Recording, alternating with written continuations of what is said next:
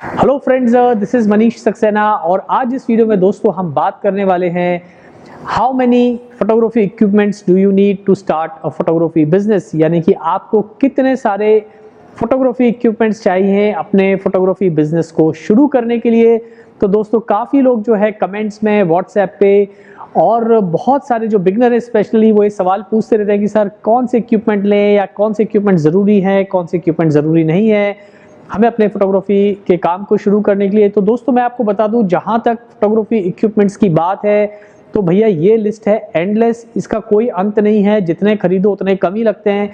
लेकिन फिर भी इस वीडियो के अंदर आज हम बात करेंगे उन इंपॉर्टेंट फोटोग्राफी इक्विपमेंट्स की। अगर आप फोटोग्राफी बिजनेस शुरू करना चाहते हैं तो ये कम से कम इक्विपमेंट्स आप जरूर लीजिए, जिससे आपको जो है एक शुरुआती आपको एक पुश मिल जाएगा और आप अपना बिजनेस जो है कर सकते हैं शुरू।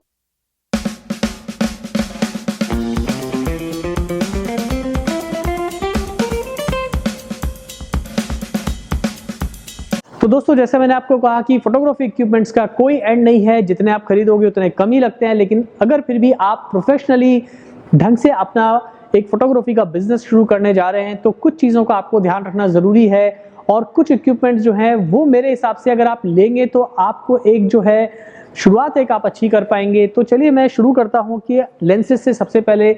अब जहाँ तक लेंसेज का सवाल है दोस्तों, लेंसेज जो हैं सस्ते भी आते हैं और महंगे भी आते हैं।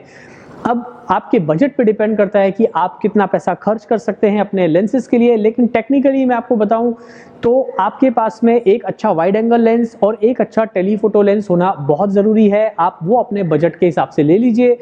अगर आपका बजट अच्छा है तो फिर आप एक 70 to 200 का लेंस या फिर आप एक जो है 24 to 70 का f2.8 लेंस ले सकते हैं। तो आपको 24 से लेके जो है 200 mm तक की फुल रेंज मिलती है।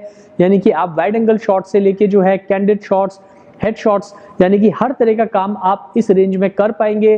चाहे आप प्री वेडिंग शूट कर रहे हैं, वेडिंग शूट कर रहे हैं, पोर्ट्रेट फोटोग्राफी कर रहे हैं, ई कॉमर्स कर रहे हैं, ये सारी चीज़ें आप कवर कर पाएंगे इस रेंज में। लेकिन अगर आपका बजट है कम और आप ऐसे लेंसेज खरीदने का अभी आपके पास में उतना पैसा नहीं है तो फिर आप जो है छोटे लेंसेज पे जाइए जो थोड़ा सस्ते होते हैं। तो फॉर एग्जांपल किट लेंसेज भी आते हैं आजकल, 18 to 135 का आता है, 18 to 55 का आता है। इस तरह के लेंसेज आप ले सकते हैं शुरुआत करने के लिए। यानी कि वहाँ भी जो है आपको रेंज जो है ये करीब 18 mm से लेके जो है 200 mm तक की रेंज आपके पास में होना ज़रूरी है। तो आप थोड़े सस्ते लेंसेज पे भी जा सकते हैं अगर बजट का इशू है।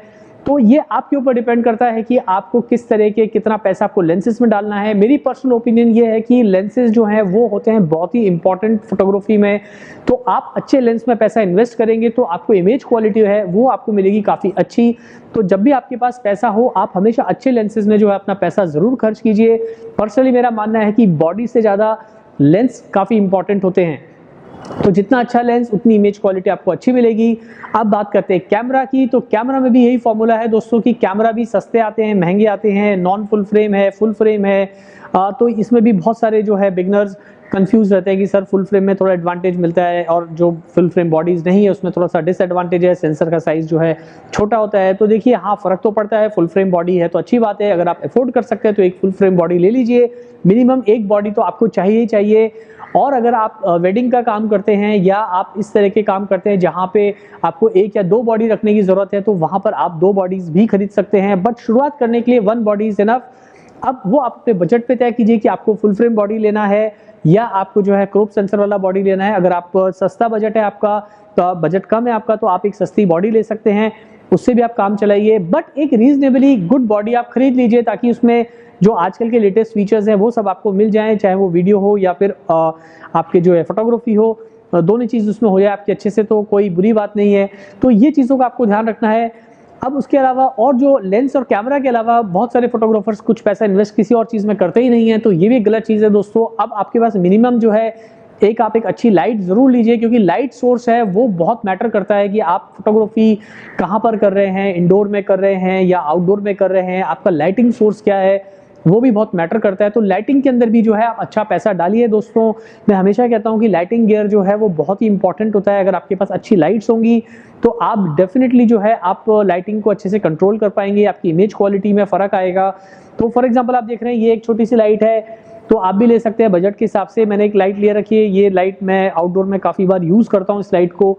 और मुझे अच्छे रिजल्ट्स मिलते हैं। 600 वॉट की आउटपुट है, विदाउट वायर है, कम्प्लीटली वायरलेस है, बैटरी ऑपरेटेड है, तो मुझे काफ़ी काम करने में आसानी होती है। लेकिन अगर आप एक बिगनर हैं और इतना पैसा आप खर्च नहीं करना चाहते तो आपको सस्ते फ्लैशेस भी आते हैं, वो आप ले सकते हैं, उनमें इन्वेस्ट कीजिए थोड़ा पैसा।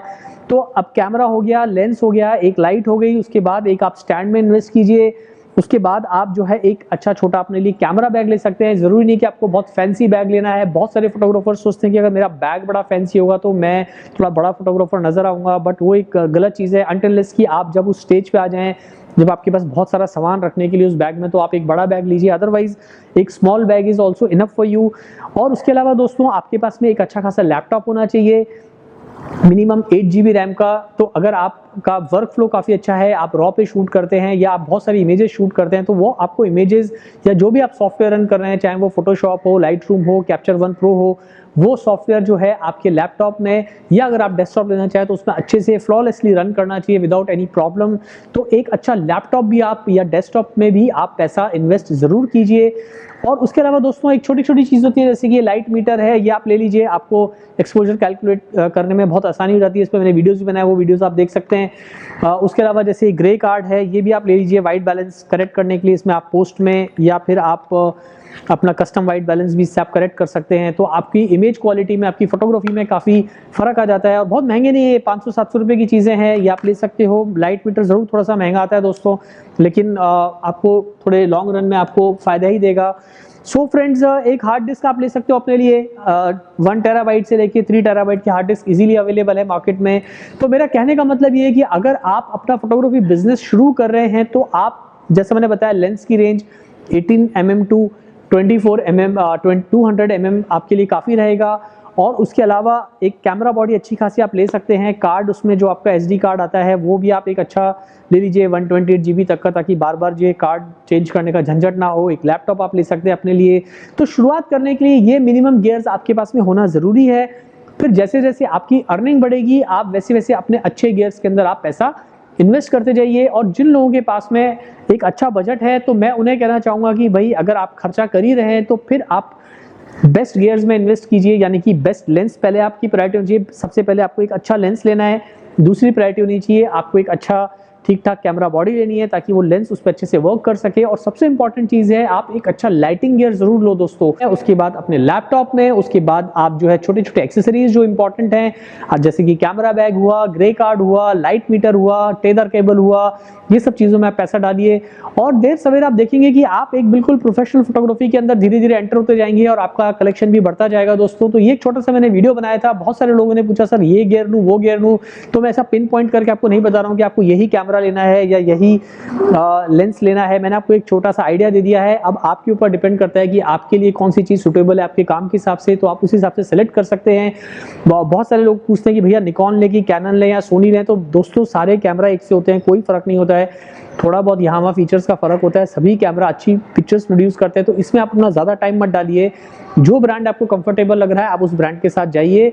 यहाँ पर मेन मकसद है अच्छी फोटोग्राफी करना, और अच्छी फोटोग्राफी जब तक आप लाइटिंग पे कमांड नहीं होगा तब तक आप अच्छी फोटोग्राफी नहीं कर पाएंगे। फिर चाहे कोई भी ब्रांड का कैमरा हो, ब्रांड कोई भी लेने से पिक्चर्स अच्छी नहीं आती दोस्तों। फोटोग्राफी आप सीखेंगे तो आप जरूर अच्छी पिक्चर शूट कर पाएंगे। तो दोस्तों बस एक छोटा सा वीडियो था। आपको कमेंट बॉक्स में नीचे आप जो है जरूर कमेंट कीजिएगा आपको इस वीडियो से हेल्प मिली या नहीं मिली। कोशिश करूंगा मैं आपके सवालों का जवाब देने के लिए।